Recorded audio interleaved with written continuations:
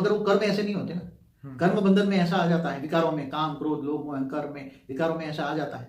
तो शरीर छोड़ने के बाद भी उसको फिर या तो रिबॉर्न होता है या तो 3 तत्वों में घूमती रहती है आत्मा। क्या बाबू जी ये पॉसिबल है कि मनुष्य अपने कर्म बंधन जल्दी से जल्दी पूरी करके यहाँ से निकल जाए? मनुष्य को अगर कर्म बंधन से मुक्त होना है तो आत्मा में पावर चाहिए ना। पहले तो अपने आप को समझो, मैं कौन हूँ, कहाँ से आया हूँ और मुझे कहाँ जाना है, ये लक्ष्य तय करें ना। पहले तो अपने आप को जाने ना, खुद को पहचाने, सेल्फ रियलाइजेशन करें। तो गीता में कहा है तू आत्मस्वरूप बनभूत परमात्मा को याद कर तो मैं सब पापों का विनाश कर दूंगा और अंत में परम धाम ले जाऊंगा, बोला हुआ गीता में भगवान ने। और गीता सर्वशास्त्र शिरोमणि। तो बाबू जी इतनी बार ये चक्र घूम गए तो कोई गया कि नहीं परम धाम? अभी ऊपर जा, मतलब परम धाम तो जाने के लिए बहुत मेहनत है, मगर एक दूसरे लोक में जाते हैं, फिर पुरुषार्थ करते हैं, फिर तीसरे लोक में जाते हैं। इसका मतलब जितने भी मनुष्य यहाँ पे धरती में देख रहे हैं वो सब विदाउट पुरुषार्थ ही है, इसीलिए यहाँ पे आए। आप क्या कहेंगे? कई साधु संत महात्मा धरती के कल्याण के लिए आते हैं, ठीक है। तो उसके साथ कई मनुष्य आत्माएं ऊपर सूक्ष्म जगत से आती रहती हैं, ठीक है। और जगत कल्याण के लिए बहुत साधु संत धरती पर आते हैं यहाँ और धरती के ऊपर कल्याण करते हैं। जैसे दूसरे देशों में नहीं पता है कि ये दूसरे लोगों से आते हैं, एलियन जिसको कहते हैं ना, एलियंस, तो वो मैसेंजर आते रहते हैं, उनका ग्रुप का कनेक्शन है, तो दूसरे लोग से भी आते रहते हैं। बाबू जी मैंने एक एपिसोड देखा था जिसके अंदर चाइना के अंदर जो बहुत पुराना जो दुनिया की सबसे बड़ी दीवार है जिन्होंने वो बनवाई थी, उन लोगों को भी ये ज्ञान था कि हम स्टार से आए हुए हैं और हमें वापस स्टार में जाना है।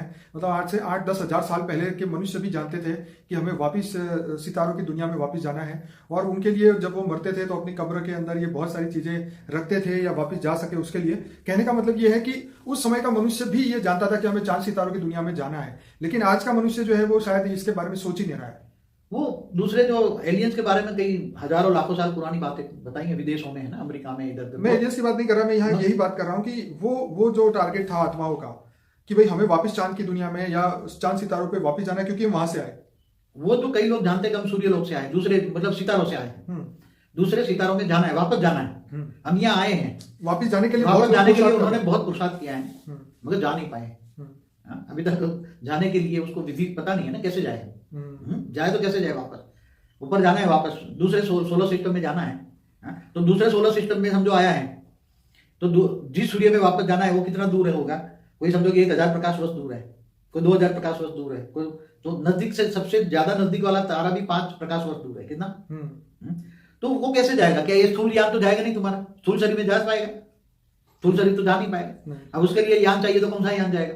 जैसे आजकल अभी मंगल पर पैर रखा है मुश्किल से, मगर मुझे लगता है कि मनुष्य तो अभी मंगल पर नहीं उतरा ना। नहीं, मनुष्य थोड़ी गया अभी, तो वो अपने रोबोट भेजा है ना अभी तो मगर पहले तो ये लोगों को जाना है, मगर जाने की विधि पता नहीं है ना। तो वो विधि हमारे गीता में क्या हुआ है, आत्मस्वरूप बनो और कर्म बंधन तो काट दो, तो आत्मा में पावर आएगी। आत्मा तमो प्रधान बन गई है ना, ठीक है। तो आत्मा पावर आएगी, आत्मा में पावर हाउस से कनेक्शन होगा तो